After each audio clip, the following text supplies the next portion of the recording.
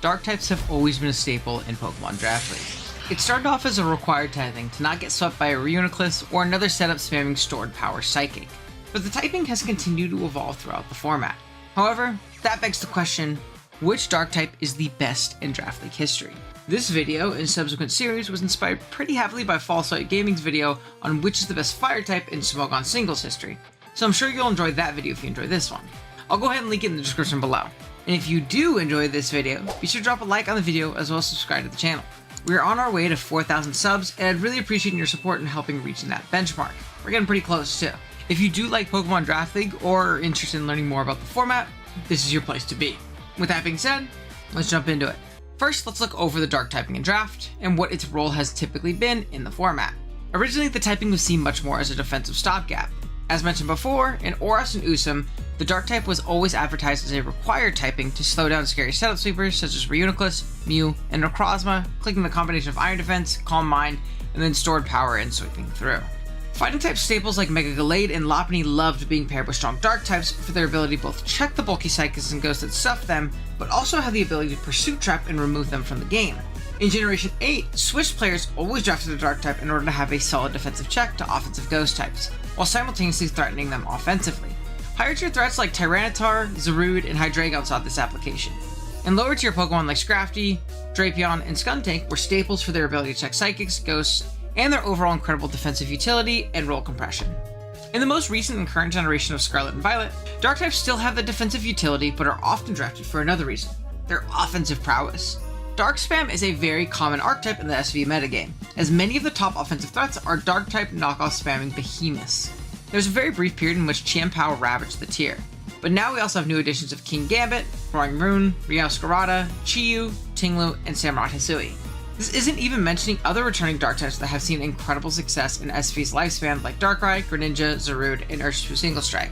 Without any knockoff absorbers to be seen holding Z Crystals or Megastones, or really much of any reliable Dark resist like bulky fairies of the past, Dark types often overwhelm and overcome many teams. Now that we understand the strength and reason to pick up a Dark type in Draft, we can look at some contenders for the greatest Dark type in Draft League history. Weavile is a huge contender for the greatest Dark type in Draft League history. The Dark Ice type has been a bane of bulky offense and hyper offense alike all the way since ORAS. The main upside to Weavile is its breakneck blitz speed of base 125. This allows it to outpace a majority of the metagame pretty easily and spam its incredible stab combo of Dark and Ice. Knockoff and Icicle Crash are an incredible combo in Gen 6 and 7, and in Gen 8, Weavile got even better, arguably hitting its peak with the addition of Triple Axle to its move pool. This speed is well utilized with a pretty strong base attack stat of 120, making these knockoffs and triple axles hit super hard and carve through many fatter builds. Oh, you're playing some scary offense with mons faster than you? Maybe there's a Garchomp that Swords Dance and Scale Shard it up. Good thing we have the ever handy Ice Shard to pick them off. Weavile is great at running a Life Orb variant or a Heavy Duty Boots Swords Dance variant, but more often than not, its best set was going to be the Choice Band, spamming its strong stabs repeatedly. The reason Weavile isn't the greatest Dark type of all time really comes down to its abysmal Generation 9 performance. There are multiple Pokemon that perform its niche but much better, many of which we'll go over today. Honestly, Weavile's SV falls needs to be studied. It went from a top of the metagame threat to seldomly drafted just due to there being better options. Urshifu Single Strike hasn't been around long, but man has it left an impact on the Draft League metagame. It was first introduced in the first DLC of Sword and Shield and was a metagame staple in the generation from there on out. Dark and Fighting is such a strong stab combination. And with Urshifu, we finally had on a Pokemon that was not as slow and bad as Pangoro. Sorry, Pangoro. This was accented even more by Urshifu's broken signature move in Wicked Blow. Wicked Blow had the effect of always hitting through Protect, which is huge for VGC, but not as important for singles. What's more important for singles is the side effect of always landing a critical hit, turning its measly base 80 power to what's essentially a drawback-free Dark-type close combat. It also went through any type of setup like Iron Defense or Curse. This in combination with U-Turn for momentum, Sucker Punch for strong stab priority and other offense, Close Combat for another strong stab option, and coverage like Poison Jab and Iron Head for fairies, Urshifu systematically dismantled the fat balance builds that populated Sword and Shield. You often didn't even need Poison Jab or Iron Head as coverage for fairies if you draft around and supported Urshifu well enough. You could very often U-turn out into a fairy killing teammate like a Nidoking or a Melmetal, or just Wicked Blow through them with hazards. Urshifu's reason for not topping all other Dark type is because while its peak was high, it wasn't long. It was only just recently introduced in Generation 8 and has seen a similar but not as drastic fall off as the previously mentioned Weavile. One big reason for this was the intergenerational nerf to Wicked Blow, bringing it down to 75 base power before the crit. 5 base power doesn't seem like too big of a difference, but it does really make a difference on the crit multiplier. The second reason for Urshifu's Gen 9 falloff is just how strong and fast the meta is. Urshifu really thrived on beating these bulky balanced teams, whereas Gen 9 is much more offensive and the teams outpace it very often. Even with a huge buff in Swords Dance, Urshifu just doesn't keep up sometimes. A lot of these strong offense teams simply outpace and overwhelm it with its pretty mediocre speed tier and bulk. You'd think you could just sucker punch through them like you did in Swish, but then comes the third issue. Urshifu's worst type matchup in Fairy is also one of the best Terra types in many matchups. This gives teams an extra resist to Urshifu's close combat, Wicked Blow, and sucker punches. Urshifu is still good, don't get me wrong, but it is a far cry from its dominant status in Generation 8. Longtime viewers of the channel know how much we glaze Zarude. In its introduction in the Generation Sword and Shield, it's okay. It's a very solid spec tier check with jungle healing, healing off burns, and threatening with strong Darkest Lariats, especially if we start bulking up. In Generation 9, however, it really came into its own.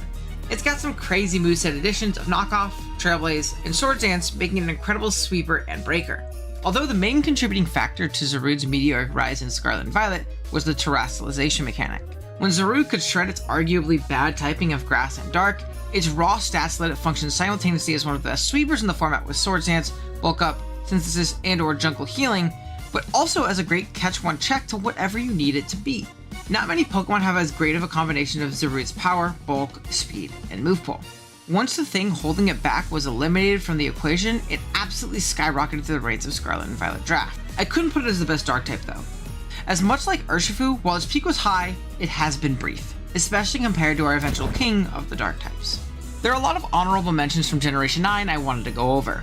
These three Pokemon have been incredible and meta-defining. I just couldn't justify giving them a number 1 on one generation of performance alone. Meowscarada has to be shouted out. It's essentially just a better Weavile, with the ability Protean allowing it to have Stab Knockoff and Axel like Weavile, but also getting Stab on Flower Trick for bulky waters, U-turn for momentum, and Play Rough and Low Kick for coverage. It also has incredible utility in Spikes and Toxic Spikes, as well as strong priority in Sucker Punch. Speaking of Sucker Punch, Kingambit is another metagame staple introduced this generation. With the Swords Dance and Supreme Overlord boost, this thing can mow through teams in an endgame with ease. It is also incredibly bulky and uses the terrestrialization mechanic better than most Pokemon can even dream of doing. Lastly is the Goldfish, Chi-Yu. Choice specs, Terrafire, Chi-Yu, Overheat in the Sun, yada yada yada. You know the drill, this guy kills everyone. The only thing that tends to hold it back is his rock weakness and mediocre speed. But if you need a strong breaker, Chi-Yu is your guy. Drumroll please. And the winner is Greninja, of course. Gren is synonymous with Draft League. There's never been a format in which Gren has been a part of that it wasn't a dominant and prominent piece of the metagame. Let's take a stroll through the generations. In ORAS, Protean Greninja was much too broken for the counter team format and was subsequently banned. But even then, with just Torrent, Greninja proved itself incredible with a great speed tier, offensive move pool, and access to the ever-important spikes. Omega Ruby and Alpha Sapphire games are often decided in the hazard game, and Gren forced many switches with its elite offensive profile, and with that, it could find multiple free turns to get up a spike in a game. In Generation 7, Greninja played much the same, as its Protean newly acquired Battle Bond abilities were once again banned. But Torrent Greninja was a staple in Usum, next to the strong offensive fighting type megas that were at the top of the metagame. It was also a huge benefactor of Z-moves, as its great coverage and high base power moves were even stronger when boosted up by a Z-move. If you didn't want to get up a spike with Gren due to there being great hazard control on the other side, you can still use Gwen's plentiful force switches to grab momentum with U-turn. Greninja took the generation off in Sword and Shield, as it was not allowed in the Switch Pokedex, although it was a staple in Natdex leagues on Showdown. In Scarlet and Violet, it somehow got even better despite being technically nerfed in this most power-crept generation by far. What do I mean by this? Well, both of Gren's previously broken abilities and Protean and Battle Bond saw serious nerfs in this generation. In Protean's case, a Pokemon with the ability would still change its typing upon clicking a move and gain Stab on it, but only on the first move it clicked. So say Greninja clicked Grass Knot, it would turn into a Grass type. Turn 2, I click Ice Beam, and in Generation 6 through 8, it would have then become an Ice type. But in Scarlet and Violet, it would remain a Grass type, making Protean not half as good as it was before. Battle Bond, as mentioned previously, also saw a huge nerf. Now instead of turning into the broken Ash Greninja form upon taking a KO, a Pokemon with this stat spread, you would now just get a boost to your attack, special attack, and speed upon your first KO, and only upon that KO, aka the boost won't stack. This was a huge blessing in disguise for Greninja. as now both of its 2 hidden abilities were not too broken to allow. This now allowed people to draft Greninja with access to both of these abilities, which previously just having one would have been too broken. Obviously they were worse than before, but it's a huge improvement on Torrent.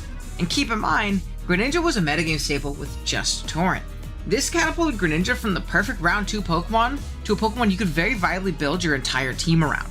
Protean Choice Scarf or Focus Sash lead sets were incredible at forcing progress with great coverage and hazards, while Battle Bond variants were incredibly strong and always just on the cusp of sweeping you if you let it grab a KO at the wrong time. Pokemon like Salamence and Crocodile are seen as terrifying threats when they have the ability Moxie to snowball and sweep, whereas Battle Bond Gren gets a boost to both attacking stats and speed, which is pretty insane when you think about it. Greninja's consistent dominance in every format it's been in, plus its very rare ability to get better each generation despite power creep usually forcing the opposite, is the reason it is the greatest Dark type in Draft League history. Let me know if you guys agree down in the comments. Do you think Greninja is the best Dark type ever, or do you think there's another one? Let me know what typing you want to see us cover next. I have plenty of ideas, but I'm totally down to hear some suggestions from you guys. And with that being said, if you did enjoy, drop a like, sub if you're new. See you guys next time. Later.